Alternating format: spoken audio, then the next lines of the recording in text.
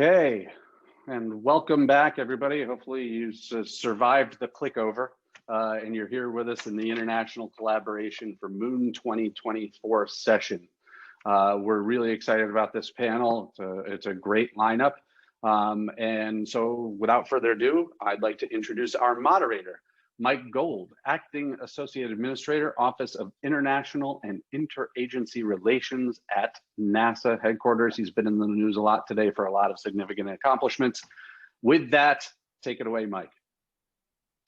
Hey, thank you so much, Jim, and just really appreciate everything that you and AAS have done, as well as everyone at Marshall and the entire Huntsville community to put the Von Braun Symposium together under these difficult circumstances. Wish I could be there in person. I'd usually be finishing breakfast at the Waffle House, and I'm also keeping my Rocket City Trash Pandas t-shirt close. So just shout out to everyone there at Huntsville, and hopefully next year look forward to being there in person.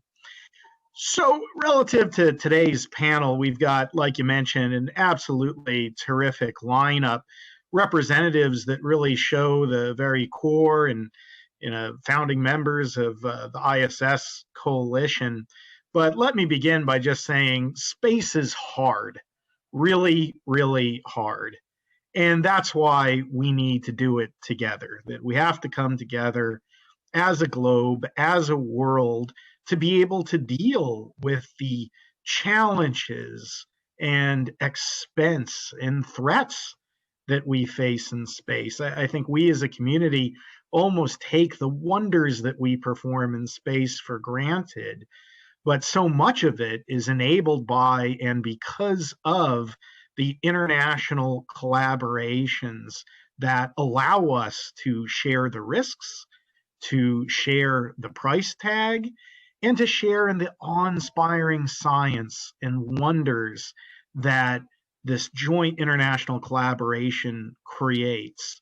And that's going to be even more true as we go forward to the moon than it is now, that the Artemis program will be the broadest and most diverse human space coalition in history. And we've got some terrific panelists to talk about our present experiences on the ISS and how we're going to leverage that to move forward to the moon and create a new era of discovery with the Artemis program. So I'm going to introduce each panelist and ask a question. We're going to do away with the slides and the PowerPoints and get right to it. So let me begin with Dr. Masami Onada, who is the director of JAXA's DC office. Prior to that, she was the US, European, and Multilateral Interface at the International Relations and Research Department of JAXA. She's also engaged in private sector advising via the space debris startup Astroscale since its foundation in 2013. Masami is back in Washington, so welcome back, Masami. But everyone should know that even if she was still going to be in Japan, she was willing to stay up late to do this conference. So let's have a warm virtual welcome to Masami. And Masami, if I can kick things off with you, first question, we're now looking at nearly 20 years of continuous human presence on the International Space Station. It's really the foundation for our global collaborations. Could you talk a little bit about the importance of the ISS partnership to the space program in Japan? Sure, Mike. Thanks for the introduction. And I'm really happy to be back in the US after 6 months of being in Japan because of the pandemic. And really happy to be at this Von Braun Symposium, which I enjoyed yesterday too. So the ISS is no doubt extremely important for Japan. It's transformed our space program since we did not have a human space program before ISS. And we learned through ISS many things. We do contribute our astronauts, our experimental module HIBO, and also we do cargo transportation, logistics transportation. All of that we learned, and we believe that it will continue to be a valuable LEO platform, and look forward to more commercial activities and partnership in the low Earth orbit. Thank you so much, Masami. Appreciate it. Next up, we've got Sylvie Espinasse. Sylvie is the head of the European Space Agency office here in Washington. She represents the agency in the US and Canada and supports the implementation of the agency's cooperation with both nations. Previously, Sylvie was the head of the coordination office of the ESA Directorate of Human and Robotic Exploration and executive secretary of the ESA Program Board for Human Spaceflight for Microgravity and Exploration. She's held several other positions in ESA, the private sector, and the Italian Space Agency. Welcome, Sylvie. Yay. So, Sylvie, it's already been an exciting, or dare I say, historic morning with the NASA Administrator, Jim Bridenstine, and Jan Warner, the ESA Director General, executing the ESA-NASA MOU for the Gateway. And I was just wondering, Sylvie, if you could say a few words relative to how your experience on the ISS has informed ESA's work with NASA and the contributions to Gateway. And if you want to say maybe a quick word about the NASA ESA Gateway MOU, I would be grateful. So, Sylvie, over to you.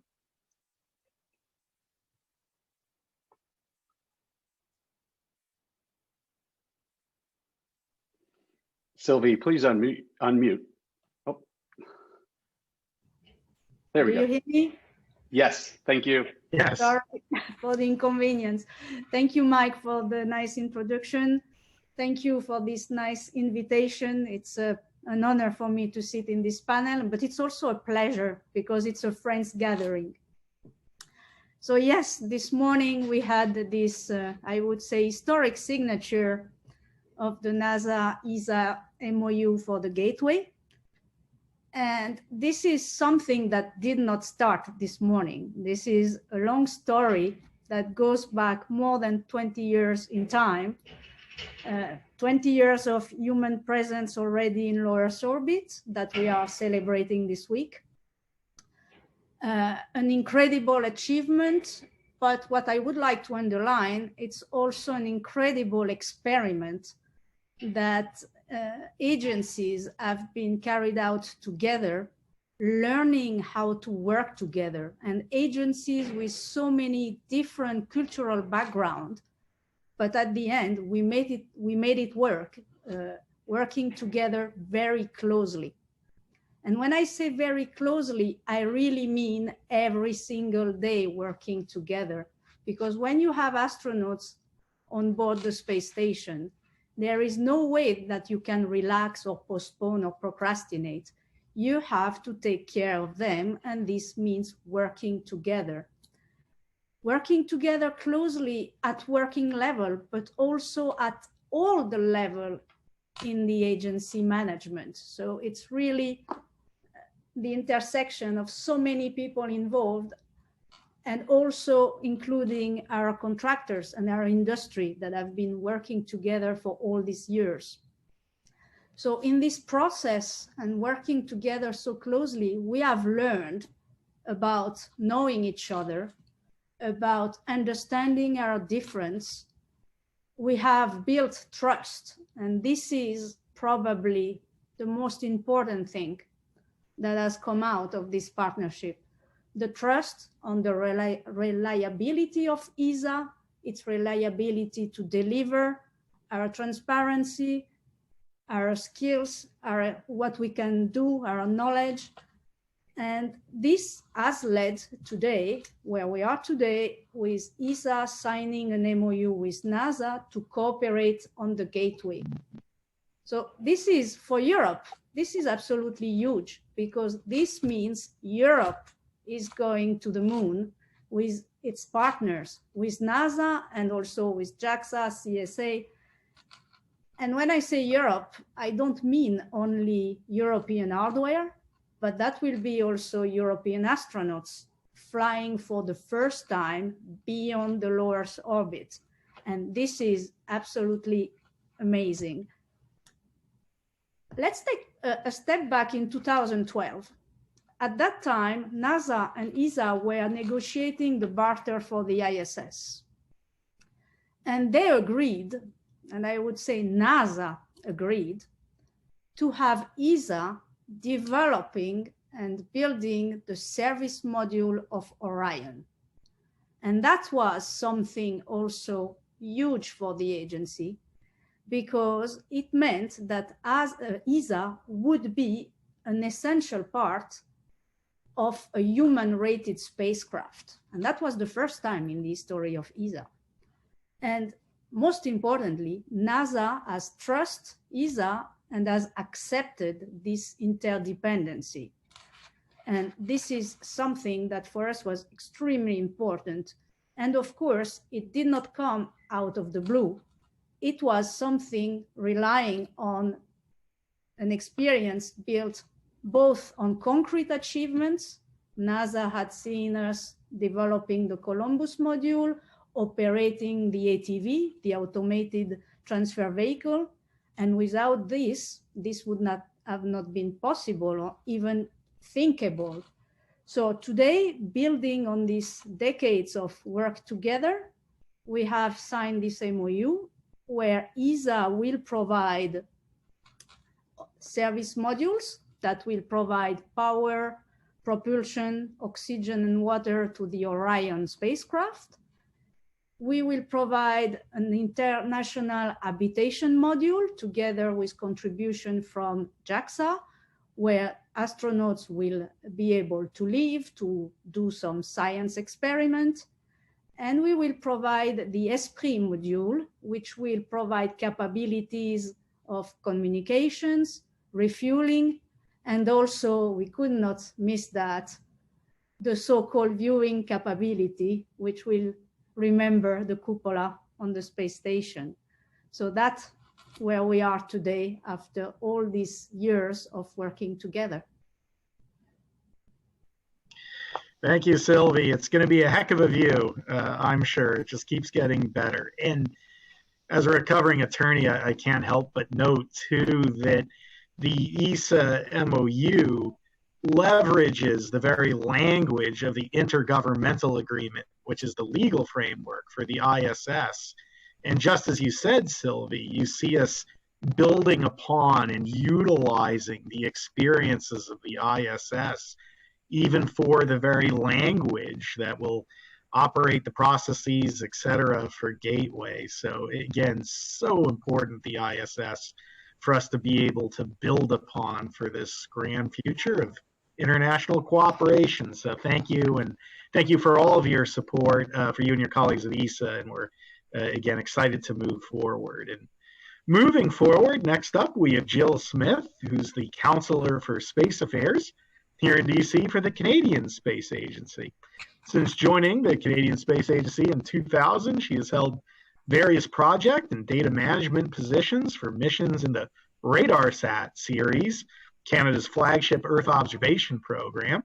She has primarily contributed to RadarSat 2 mission and the RadarSat Constellation mission, which was launched in the summer of 2019. And so, Jill, my question to you is about if you could describe the history of CSA with robotics and Canada's planned contribution to the Artemis program. And while we said no slides or PowerPoints for you, I will use a visual aid. This is the Canadian $5 bill, and you see a little bit about the Canadian contribution.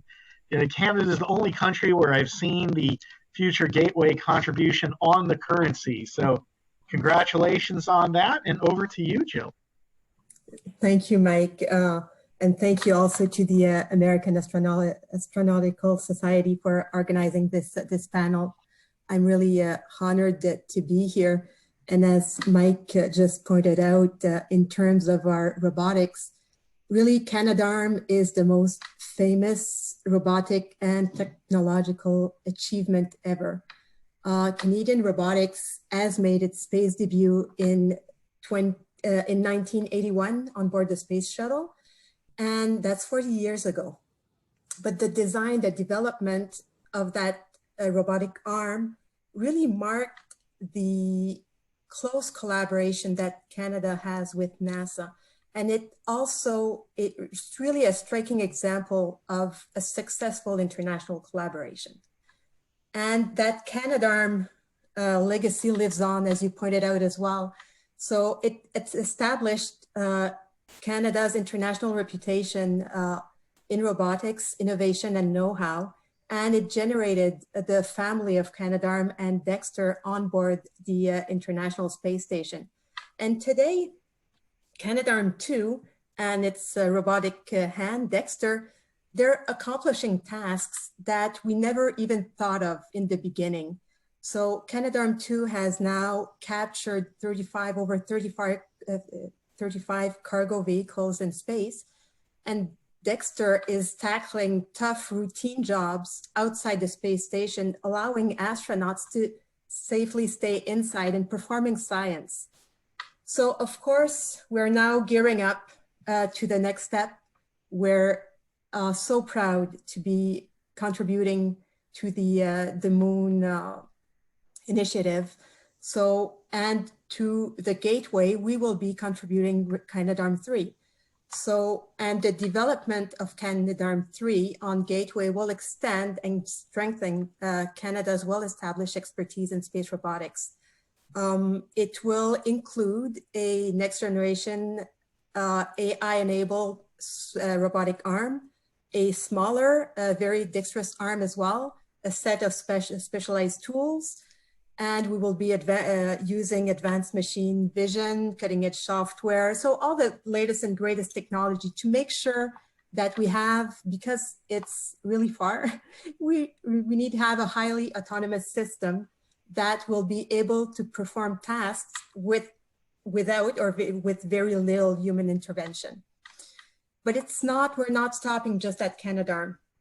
So in addition to Canadarm, and as part of our broader contribution to moon exploration, we're also preparing for potential roles into missions for a lunar surface and Mars by supporting development and demonstration of lunar science and technology through our Lunar Exploration Accelerator program we call LEAP.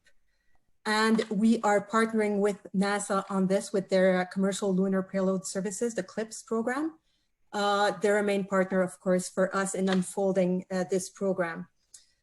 So in a nutshell, to wrap up, I wanted to mention that Canadarm3 and our contribution to the Artemis program is really the cornerstone of Canada's new space strategy. It's more than technology. It will help grow the economy. It will create jobs of tomorrow. It will get young Canadians interested in pursuing jobs in STEM and disciplines. So those are really exciting times and really looking forward on how all this will unfold in the future. Thank you, Mike. Thank you, Jill. And we're really hoping to see that Canadarm3 on the Canadian 20. You've set a high bar for what you're doing there. So really appreciate it. Masami, if we could go back over to you. I know Japan has some very interesting ideas for contributions to the Gateway and to lunar exploration in general. Would you mind sharing with us the plans that Japan has for the moon? Sure, Mike. So when, especially people in Japan ask us, why are we going to the moon? Sort of again, and then I tend to say, well, last time they didn't have us. So this time they do. So this time it's a collaborative effort. It's an international effort. And just like I know Mike likes to quote movies from the Avengers, I believe, last edition. A certain lady character says this, and I would like to stress the same word that she says last time you didn't have us. And we're so happy to be a key player in this also, and we are willing to do whatever we can to help, again, us stand on the moon and then go on to Mars. And so Japan contributes components to the HALO, and we do also support together, like Sylvie mentioned, to the International Habitation Module IHAB for the Gateway. And so we are very much geared towards collaboration on Gateway and in the Gateway program. Also, like we did in the ISS, we hope to contribute to the upgraded version of HTV, which will be called HTVX, thinking of a nice nickname for that too also. And we do have programs, lunar programs, for instance, what we call SLIM, a pinpoint lander on the moon, 2022. And then also we are talking with the Indian Space Agency about a polar mission, lunar polar mission. And the famous now Toyota Lunar Cruiser, a pressurized rover. We are now studying this and aiming at the late 2020s to possibly launch this and see this drive on the moon. So the Prime Minister of Japan last year in October announced that officially that Japan will be part of the lunar exploration program Gateway. And also we have signed between the United States and our Ministry of Science and Education next, a joint declaration, which we named JEDI. And also we have signed the Artemis Accord. So we are very much looking forward to this collaboration. So let it be known that Masami beat me to the first pop culture reference. I will spare you all now that you got me thinking of Avengers. I won't say Artemis Assemble, but I'll get there. And Masami, I'd like to think I'm contributing to your work by driving my Camry every day for the lunar rover. So doing our part. And that's so exciting. Thrilled to have Japan with us. And thank you on the Artemis Accords. And it's just going to be, we're going to put science fiction to shame together. I know that. And, you know, speaking of transforming science fiction to science reality, Sylvie, if I can go back over to you, even before there was an Artemis program, Director General Werner was talking about the concept of a moon village.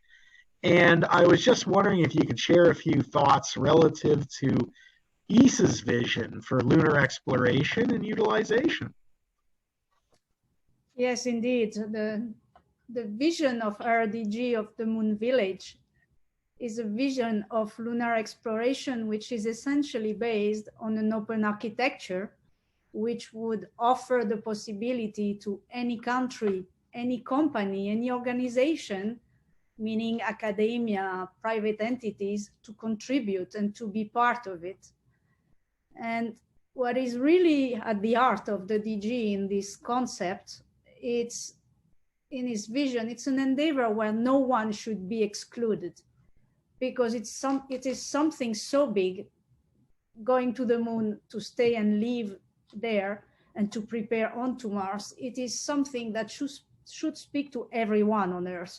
The popularity of Gagarin was global. All the world has been looking at Neil Armstrong and Buzz Aldrin landing on the moon. So that's something for everybody. And this time, everybody has to contribute and to be part of it. So, of course, this means that in DG's vision, he would definitely like to see the US, Europe, JAXA, CSA, Russia, China to contribute together, to find a way to work together on the moon, despite our difficulties on Earth. He would like to see emergent players to join. It's really something where he wants the Earth to be involved in this. It's essentially a very inclusive vision for peaceful purposes. And in a way, Mike, it's very similar to your vision, because I believe my DG is like you, is much more Star Trek than Star Wars. But coming back to the open architecture, to make it work, it is clear that this will require to have standards to enable interoperability. And this will require a lot of work, a lot of discussion, of dialogues, of exchanges to make it work. A lot of time and an awful amount of effort. And don't think that RDG misunderstands that. Is running an agency of 22 member states. So putting different countries together and agree on something, that's his everyday life at ESA. So, and that's why he will also tirelessly repeat that, yes, competition is a driver, but cooperation is an enabler. So that's his vision. Coming back to your initial question, you also mentioned utilization. And here maybe this is a topic where we need to spend a word, if you agree. The vision of ESA for lunar exploration is a vision of something that has to be sustainable and responsible. And we fully understand and we agree that sustainable exploration means using the resource to be able to live off the land. So on this, there is full agreement on that. But we cannot ignore the elephant in the room on the challenge, on the regulation, on how we will utilize those resources. So there, the situation of ESA, and I say ESA situation, I don't say position. Our situation in front of this challenge is quite weird because we are not a regulatory body. This is the prerogative of our 22 member states. And it happens that today, those 22 member states have quite different positions on how this should be addressed. So we are in a situation in which, on the one side, I think most of them agree on the principle to use resource to enable a sustainable exploration, to enable new discoveries and to do more and to go further in space. But they have quite different views about the rules to use this resource. What should be allowed? How? By whom should this be decided? There is a general consensus on the need for a discussion at international level, but again, there are some differences on how to develop these new rules. Some have already developed some national law, others don't. So it's a kind of broad spectrum of positions, ideas, and we will have to sort out all these nuances. I guess ESA will listen carefully to all of them. We will observe with great interest what's happening at the UN COPWAS, because we think that a discussion there is absolutely unavoidable. And we will see how it develops. And then how ESA has always managed at the end, we will find a way to propose to them an exciting package of lunar surface activities and how to contribute to Artemis. And we will find a way to get a legal framework that is satisfactory for all of them. But that's I think this is really important. This huge endeavor of lunar exploration, to go there, to learn how to stay, it's something that we really need to do responsibly, because without responsibility, there will not be sustainability, and we face the risk to bring the same problems as we have on Earth, and that's not good.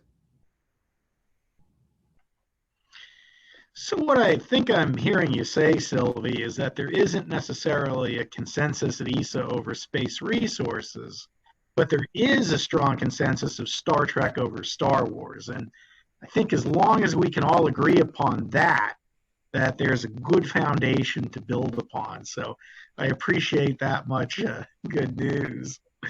And we look forward to the conversation at COPOUS and agree that there should be a good and robust discussion of this. We're looking forward to hopefully having the legal subcommittee meetings in April. So all excellent points.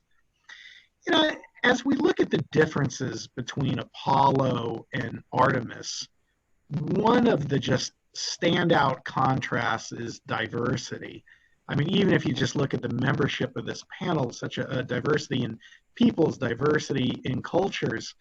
And with Artemis, we're also going to have a diversity in organizations, that there is a robust commercial sector that simply didn't exist during the Apollo period. And I'd like to spend a little bit of time talking about those commercial contributions and how international space agencies are dealing with and relating to the private sector. So, Jill, if I could turn back over to you and ask about how has the CSA been interfacing with the private sector, and what role, if any, do you see for private sector companies as we all move forward to the moon? Yes, thank you, Mike. Like you, I think that now more than ever, it's really important that we work to position our space industry to seize their share of this new emerging global market and contribute to the global economy. And our goal in Canada, of course, is to unlock all the potential that we have in the Canadian space sector. And just as a side note, I'm not sure if you're aware of this or not, but the Canadian Space Agency falls under the portfolio of the Minister of Innovation, Science and Industry. So it's really part of our core mandate to create those opportunities that will ensure that we have a vibrant, sustainable space sector to carry out our vision in space exploration and to develop the technologies for the future, provide socioeconomic benefits, of course. And I did mention earlier as well, we do have a space strategy, and a space strategy which was released last year. And it describes how the government will position Canada's industry to fully take advantage of the growing global space economy and ensuring that we keep pace with our international partners as well. In concrete terms, what does it mean? So we have 4 decades of expertise, as I mentioned before, with our flagship space robotics programs. And the prime contractor for Canadarm3, MDA, is really at the center of a dynamic ecosystem of innovative small and medium-sized business in Canada and research organizations across the country as well.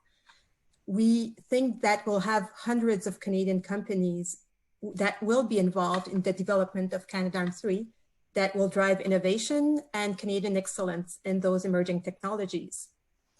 But we're contracting a different way this time around than we did before. So in the development of Canadarm3, we will involve the application of what we call the industrial and technological benefit policy. So this will ensure the participation of a broader Canadian supply chain and will help motivate investments in key industrial capabilities. So the ITB policy really ensures that the prime contractor invests back into the economy. So we will be negotiating a value proposition with them to ensure maximum benefits, and those benefits include maximize opportunities for industry to design, develop, and manufacture Canadarm3, to strategically support supplier development, ensure collaborative research and development in key technologies, stimulate technology transfer and commercialization as well, and also support the skills and development and training in STEM disciplines.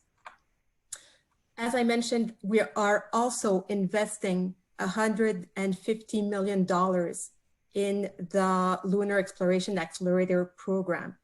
This investment is really targeted at small and medium enterprises. So with this, we are trying to get startups and having them contribute as well, because they have amazing ideas and we want to make that a reality. So we really are focusing on smaller industry as well this time around. And so by putting those Canadian experiments on the moon and with our international and commercial partners as well, we want to enable companies, mostly SMEs, as I mentioned, to demonstrate their capabilities and take part of this exciting mission for the moon. Thank you, Mike. Thank you, Jill. Very interesting. And Masami, if I can turn to you, during past visits to Japan, I've imbibed myself with space sake. I've eaten space yogurt from the yeast cultures that were all flown in space. So Japan's been very entrepreneurial relative to space-based activities, to say nothing of CubeSat deployment from the International Space Station. So would you mind sharing a little bit about some of the entrepreneurial aspects that Japan has been doing and how you have collaborated with industry in Japan? So that's very exciting now in Japan as this is all happening. And the first thing I want to tell is that this doesn't happen overnight. So I personally, although I enjoy very much this position where we can even draft the state head's statement if we wanted to, and have the joy of coordinating that between ministries. But I also do very much like to work directly with companies, people who want to start business in space from scratch. And I was in this position almost 20 years ago now, gosh, from 2003, I believe, in Western Japan. We opened a small office called Kansai Satellite Office in Japan.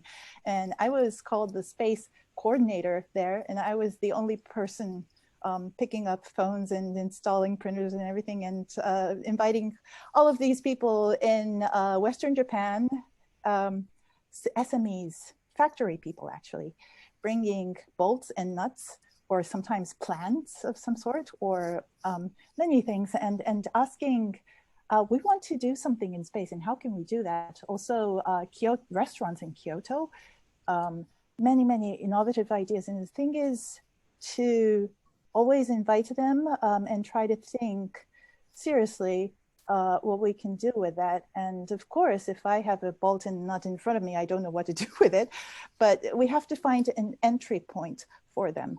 And that's what we've been struggling to do. And a very long 15-year story short now, we do have today a whole department working on this in JAXA, a business development department, who my predecessor is heading now in Japan. And we do work with the various new space industry as well as traditional space industry, established space industry, and on satellite constellations, space debris, launch services even, and not one or two, but many of them. And that surprises me because the environment in Japan is not in general as entrepreneurial as we would wish in comparison to like the US. So we tried very hard in this. We have a program called JSpark to work with them. And also we are working to change the mode of the contracts that we do our RFPs and RFIs with companies. So we are trying very hard to do this. Also, I wanted to mention that we are very, very excited also in the large scale for Crew One.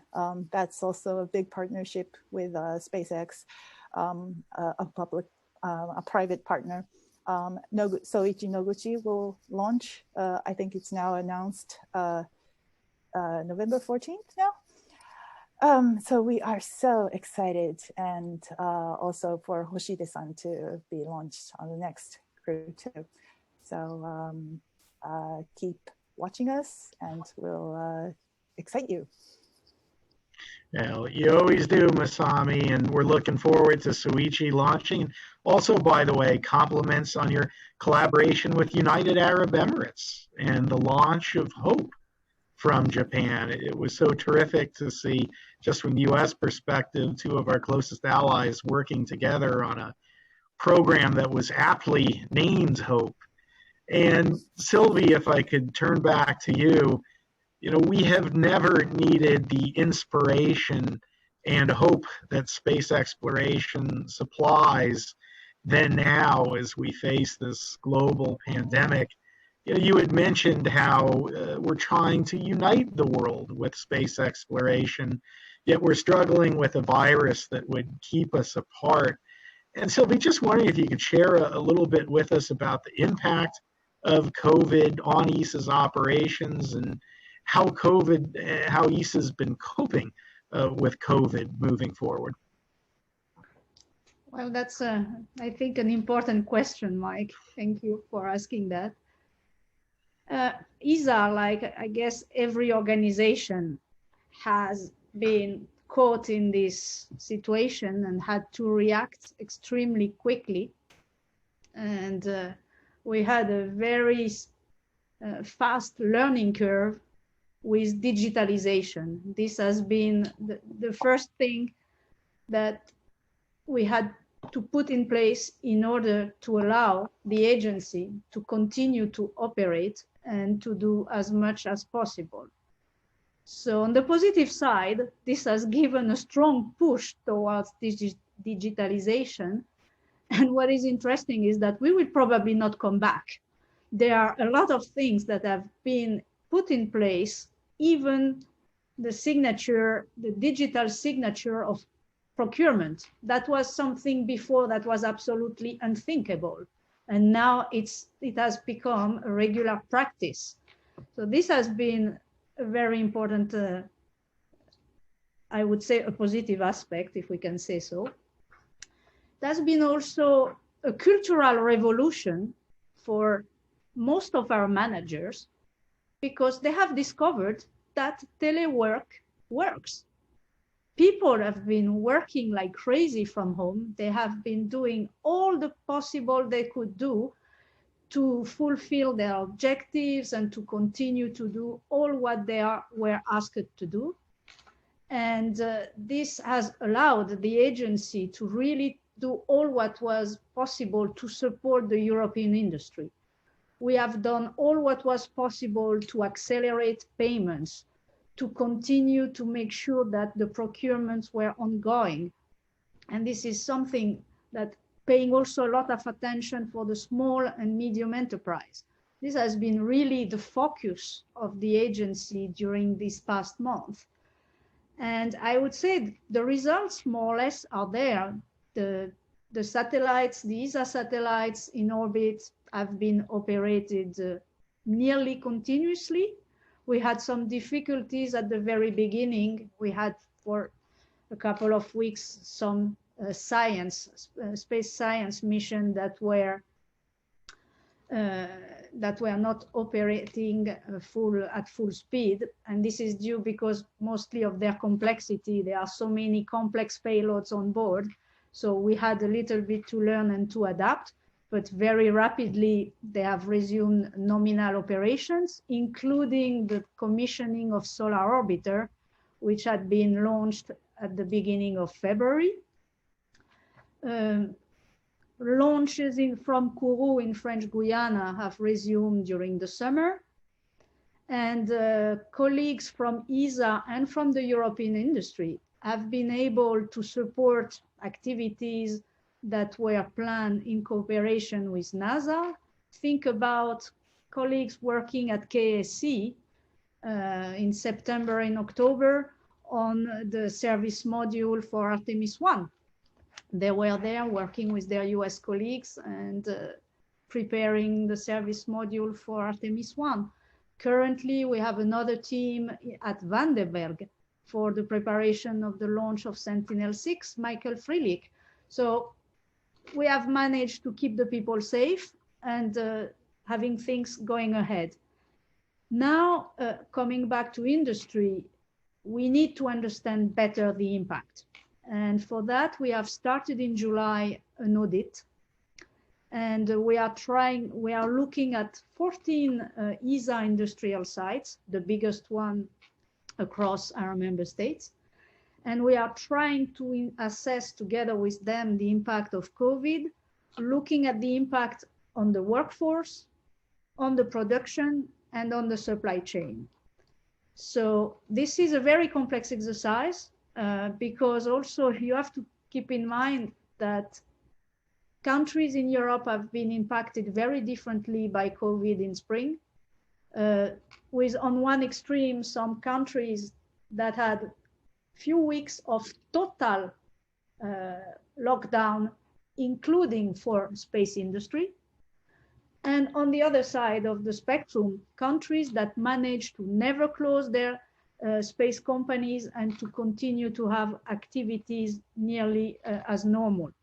So for us, it's really important now to look in the details of this audit and to make an impact of the assessment and to prepare for eventually mitigation measures to be discussed with our member states.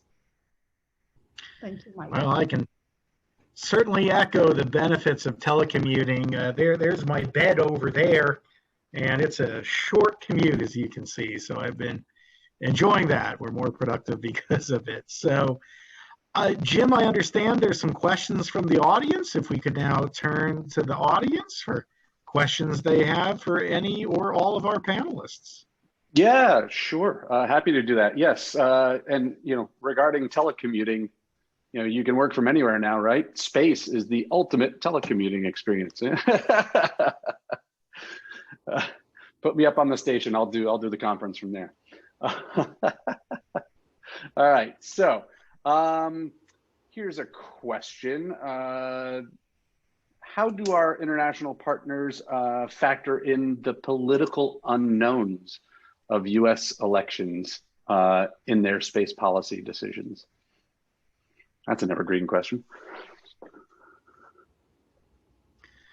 All right, who wants to jump in on that hot potato first?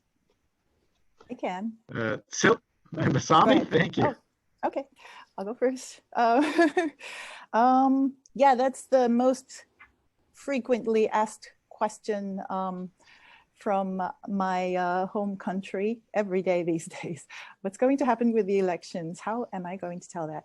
And what's going to happen if what, if that, if this, if that.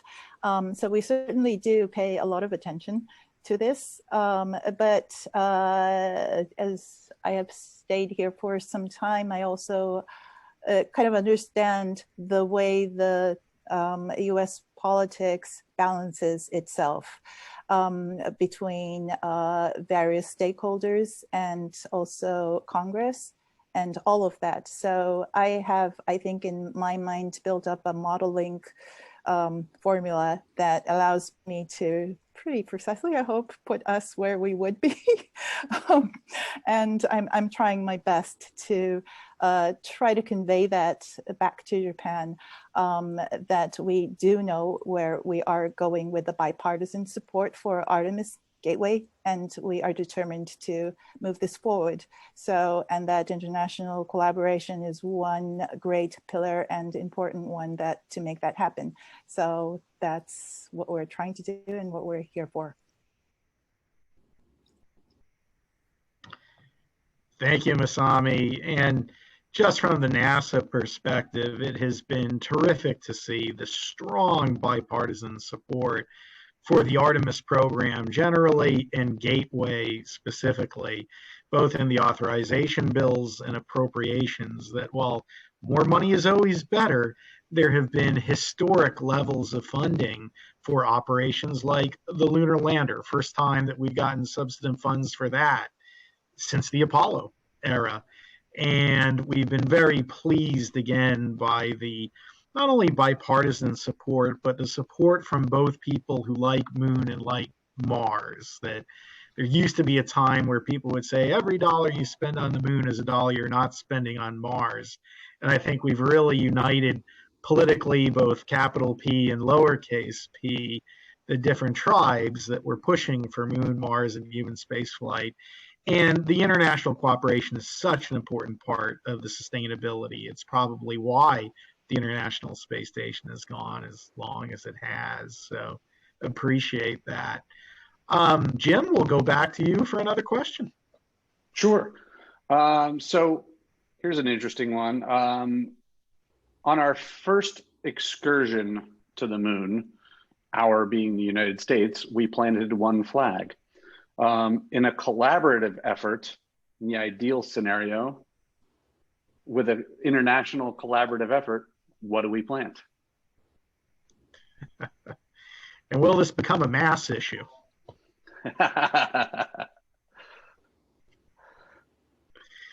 So who wants to grab that?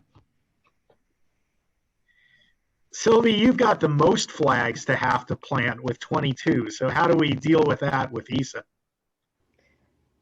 Well, ESA has its own logo that can solve the logistic, but certainly we should think about something symbolic that represents more the partnership more than a flag itself, something that speaks to everybody and that makes everybody feeling part of it. Absolutely. We'll look for symbols to unify us all as we go forward and plant new flags and emblems on the surface of the moon. All right, Jim, back to you. Any other audience questions? Sure. So this one's a bit off topic, but it's I think it's quite relevant today. The comment that starts it is, "You ladies are so inspiring. It is wonderful to see strong women in leadership." And the question is, what advice do you have for young female engineers hoping to bring progressive vision to space exploration leadership? Jill, would you mind maybe kicking us off on this one? Sure, absolutely. And yes, I love this question. And it's dear to my heart because I have 3 teenage girls who will soon enter the workforce as well. So encouraging young women in STEM is a topic that is personally dear to me, but as well for the Canadian Space Agency, because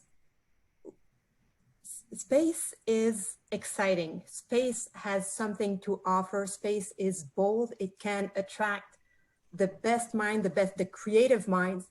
And the more diversity you will have, the better outcomes you will have. So if you want, and professional excellence is a core value to NASA, to CSA, to ESA, to JAXA, I'm sure as well. And to achieve this excellence, you need diversity.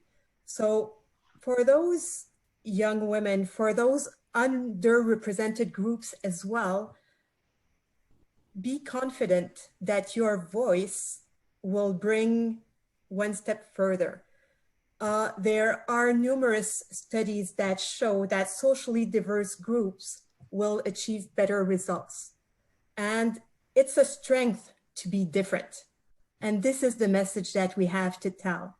And it's part of the STEM strategy in CSA. It's a strength. Difference is a strength, diversity is a strength, and this is really the core message I would have to say. Sylvie or Masami, would you like to comment on the topic of diversity?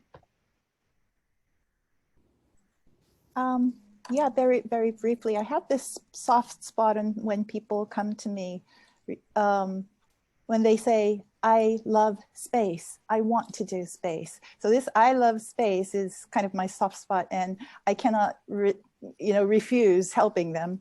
I think you got to find what you like, what you love, what you want to do first. That's a hard question, actually. And then to protect that by yourself, because it's only yourself that can protect your own career. That's my advice. Sylvie?